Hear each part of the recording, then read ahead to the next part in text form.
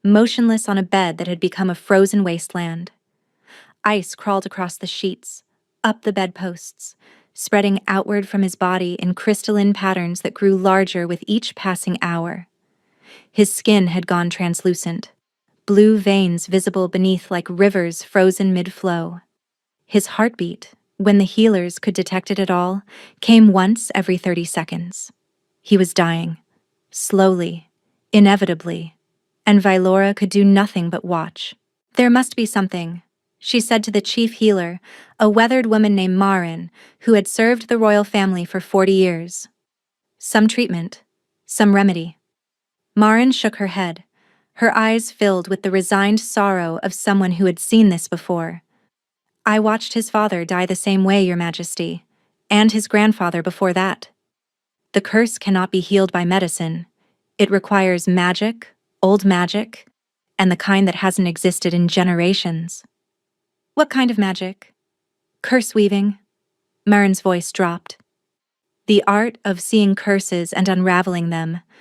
But the curse weavers were hunted to extinction centuries ago. There are none left." Velora's blood ran cold. After Marin left, she sat beside Valdric's frozen form, her mind racing. Curse weaver. The same word her sister had spat at her like an accusation. The same power her father had tried to cut from her face. Her hands trembled as she reached up and removed her veil. In the dim light of the sick room, she could see her reflection in the ice that covered the walls. The scars were familiar, ridged lines mapping her face like a broken road. But it was her eyes that made her breath catch. Silver. Pure, luminous silver, with no pupil or iris visible. Just endless metallic light that seemed to glow faintly in the darkness. Curseweaver eyes. She had hidden them her entire life, had kept them closed or covered whenever anyone might see, terrified of what would happen if the truth emerged. Her father had tried to destroy them when she was 8 years old, carving into her face with a ritual knife, attempting to blind her before her power could fully manifest. He had failed. The eyes had healed. The scars remained as evidence of his attempt. But Vylora had never dared to use what those eyes could do. Until now. Slowly, terrified of what she might see, Vylora turned her silver gaze toward her dying husband. The world transformed. Where before she had seen only a frozen man, now she saw the curse itself. It was a living thing, a writhing mass of black chains wrapped around Valdric's heart, pulsing with malevolent energy. The chains were old, ancient, covered in runes she could not read. They had been placed with devastating precision, designed to activate whenever their victim felt love, tightening with each emotion until they crushed the heart entirely. But there was something else. The chains were connected to something. A thread of darkness that extended from Valdric's chest, through the walls, across impossible distances. The curse was not self-contained. It was anchored somewhere, to someone. Vylora followed the thread with her eyes, tracing its path through stone and sky until she saw where it led. Her blood turned to ice colder than anything Valdric had ever produced. The anchor point was familiar. A manor house. A man standing by a fireplace. Her father. The curse that was killing Valdric was connected to Lord Aldous Grenthorpe. "You knew." Vylora stood in the doorway of her father's study, her veil firmly in place, her voice steady despite the fury coursing through her veins. She had ridden through the night, pushing her horse to its limits, arriving at the Grenthorpe estate as dawn broke over the hills. Lord Aldous turned from the window, his expression shifting from surprise to contempt in the space of a heartbeat. "Knew what? That my worthless daughter would come crawling back eventually? The curse on the Velmorian kings. You're the anchor." The words landed like a physical blow. She saw it in the way his face went pale, the way his hands clenched at his sides. "I don't know what you're talking about." "Liar." Vylora stepped into the room, closing the door behind her. "I saw it. With my eyes. The eyes you tried to cut out of my skull when I was 8 years old. Those abominations should have been destroyed. Do you think I didn't know what Curseweaver eyes could do? You could have seen the anchor." unraveled everything my family built. But they weren't destroyed. And now I see everything, Father. She pulled off her veil, letting him see the full horror of what he had created. The scars he had carved. The silver eyes he had failed to blind. I see the curse wrapped around my husband's heart. I see the chain that connects it to you. And I see the truth you've been hiding for decades. Lord Aldis's face twisted with rage and fear. You understand nothing. Then explain it to me. Velora's voice was deadly calm.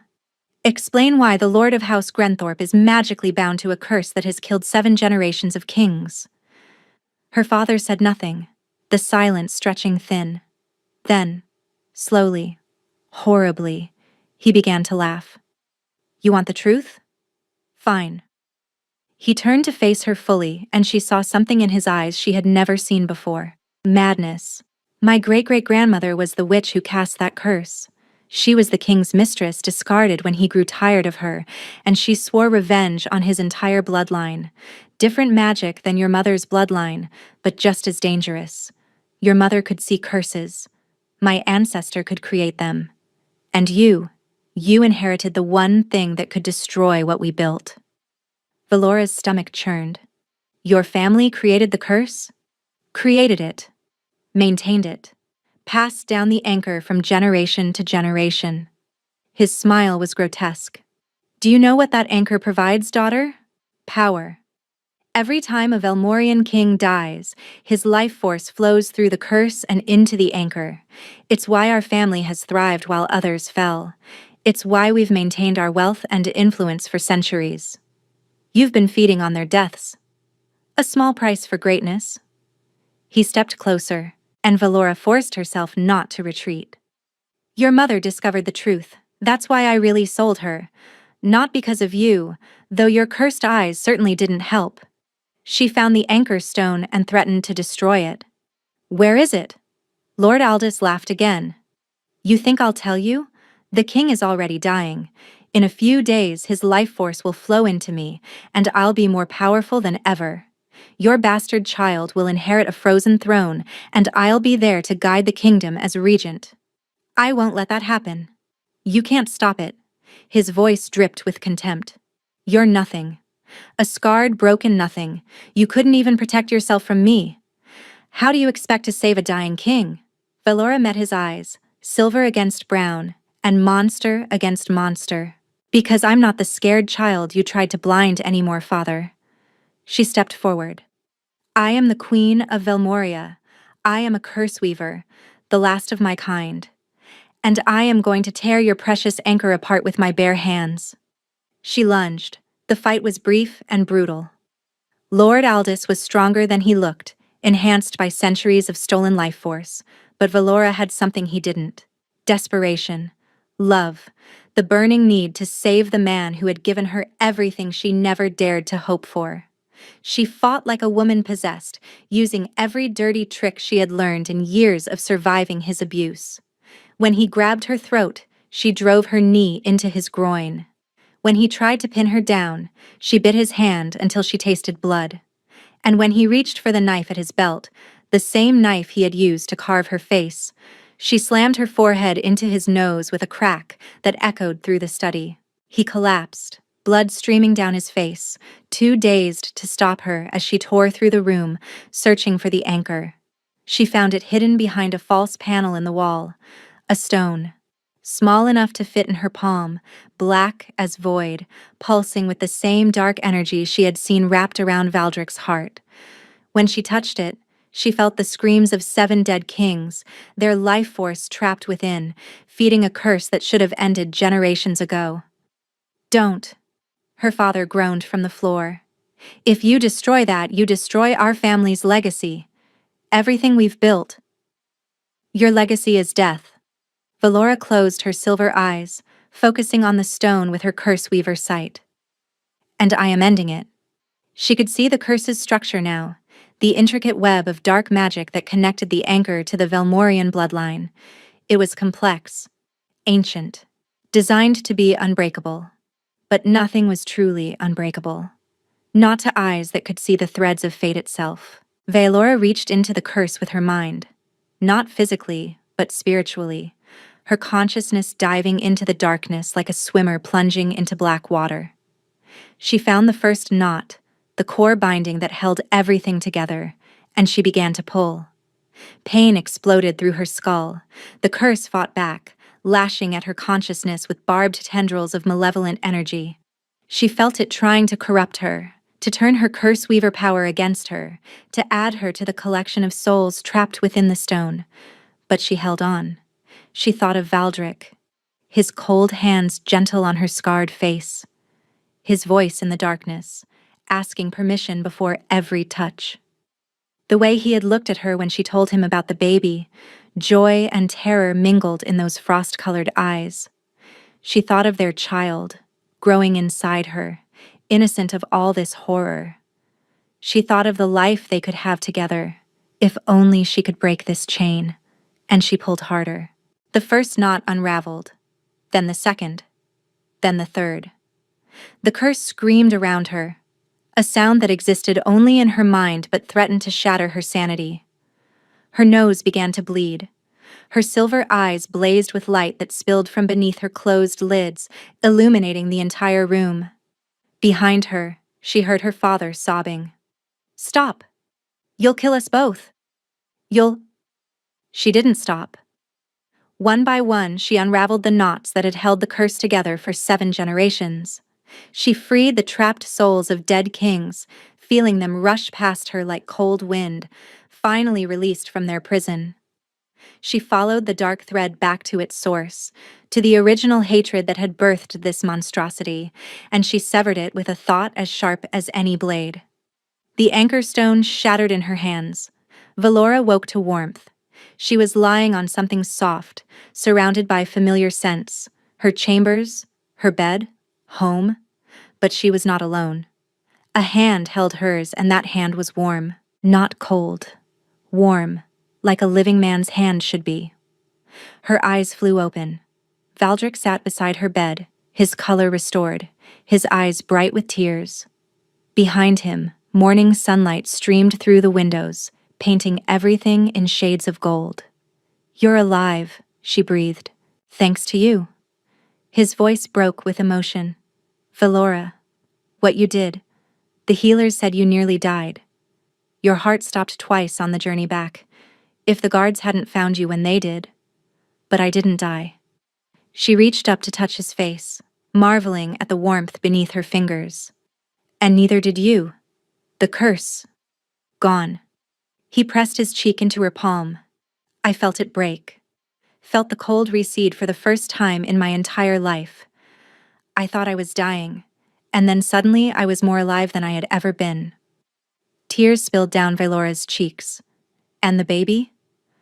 "The healers say the baby is perfect. Strong heartbeat. Growing well." He laughed, a sound of pure, unburdened joy. "Our child will never know the curse. None of my descendants will ever suffer as my family has suffered. Because of you. Because of us." Velora struggled to sit up, and Valdric helped her, his hands steady and warm. "Where is my father?" Valdric's expression darkened. "In the dungeon, awaiting trial. Your sister testified against him." Apparently, she knew about the anchor and was horrified when she discovered what it truly was. "She's been cooperating fully with the investigation." Velora nodded slowly. She was not ready to forgive Lysara, might never be fully ready. But perhaps there was hope for something other than hatred between them. "And my eyes?" She touched her face, suddenly aware that her veil was gone, that she was fully exposed in the daylight. "You've seen them." "I have." Valdric took her hands in his, bringing them to his lips. "Velora, your eyes are the most beautiful things I have ever seen. They saved my life. They broke an unbreakable curse. They are not something to hide. They are something to celebrate. The court will fear me, a curse weaver queen. The court will learn to respect you as I do." His voice was fierce. "You are my wife, my mate, my salvation. I will not allow anyone to make you feel ashamed of what you are ever again." He kissed her then, and it was nothing like their kisses in the darkness. This was a kiss in full sunlight. with no secrets between them. A kiss between two people who had seen each other's worst truths and chosen to love anyway. When they finally parted, Valdric rested his forehead against hers. "I love you," he said. "I can finally say it without fear. I love you, Valora. I love your courage and your scars and your impossible silver eyes. I love the child growing inside you. I love the life we're going to build together. I love you too." The words felt like freedom. "I love your warmth, now that you have it. I love that you chose me when everyone else threw me away. I love that you gave me darkness when I needed to hide and light when I was ready to be seen." "No more hiding," Valdric said. "No more hiding," Valora agreed. 6 months later, the Queen of Velmoria gave birth to a daughter. She was perfect. 10 fingers, 10 toes, a shock of dark hair, and eyes that shifted between her father's gray and her mother's silver depending on the light. They named her Seraphine, which meant burning one in the old tongue, a name chosen to honor the fire that had melted a curse of ice. The kingdom celebrated for a week. Lord Aldous Grenthorpe was executed for his crimes against the crown, his family's ill-gotten wealth redistributed to those who had suffered under the curse's shadow. Lysara took a position in the Queen's household, slowly rebuilding a relationship with the sister she had wronged, the process painful but genuine.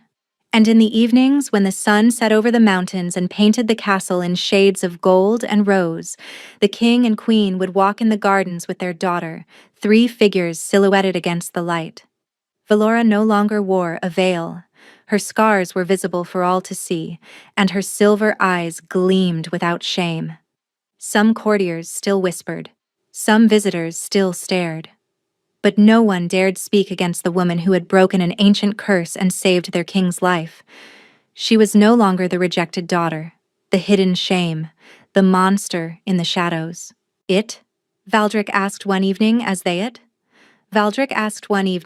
watched Seraphine chase butterflies through the rose bushes. "Choosing me that night at the betrothal feast?" Valora leaned into his warmth, feeling his heartbeat strong and steady against her back. "You chose me," she reminded him. "I was just trying to survive." "And now?" She turned to face him, this man who had seen her at her worst and loved her anyway. This man who had given her safety when she expected cruelty and warmth when she expected cold. "Now," she said, rising on her toes to kiss him, "I am finally living." Valdric smiled, pulling her close, and together they watched their daughter dance in the fading light. They had both been broken, both been hiding, both been certain that love was something meant for other people, better people, people without scars and curses and terrible secrets. But love had found them anyway, and it had set them free.